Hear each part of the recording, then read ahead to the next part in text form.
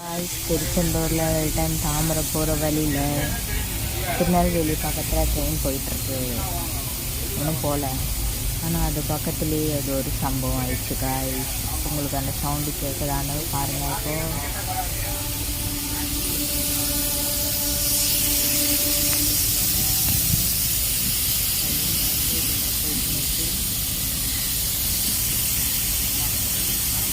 இப்போது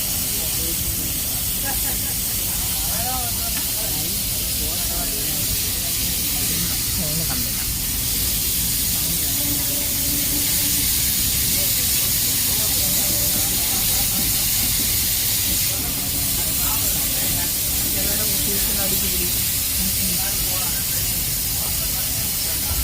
ட்ரெயினில் என்ன பிரச்சனைன்னு தெரில. கிட்டத்தட்ட ஒரு 10 நிமிஷமாக ஸ்லோவாக போகுது.